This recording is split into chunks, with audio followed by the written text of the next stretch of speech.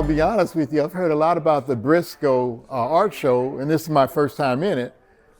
And I see why a lot of people have spoken about it, because this is a very impressive show. The artists in the show are all top notch, and it's just a very handsome show, very classy show. And I'm just excited to be a part of it. So this is a painting that I did for the show called The Bluebird. And I, a lot of times, get inspiration from looking at photographs of different photographs, and I look for the right lighting and the gesture.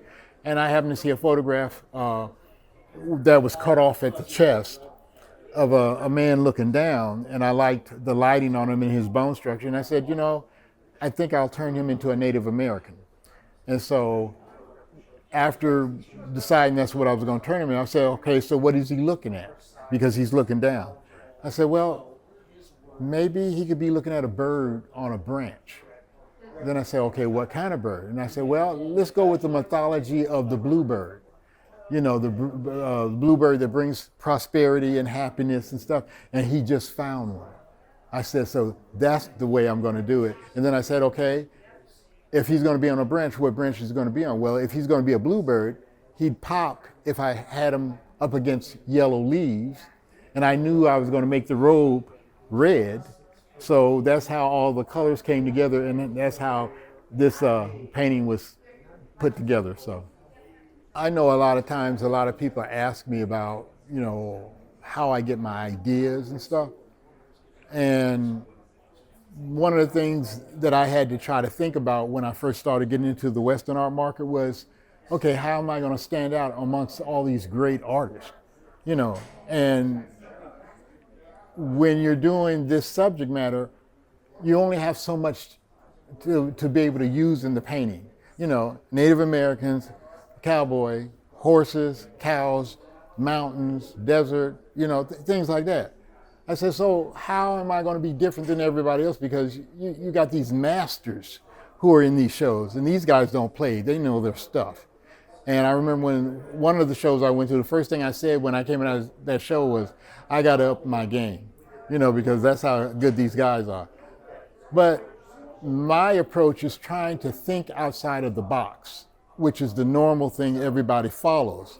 And my box is, okay, you usually see people in a scene, you usually see them up against a mountain, you know, you usually see them doing something that a cowboy would do.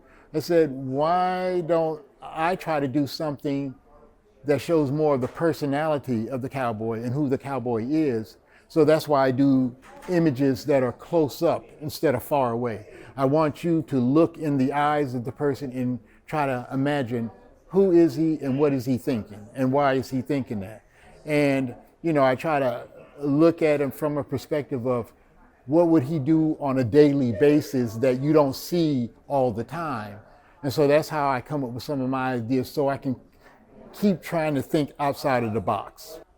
I study a lot of things. I pray. Sometimes I just walking through my day, I might see something and I make a mental note of it. I search the internet and just look for images that give me inspiration.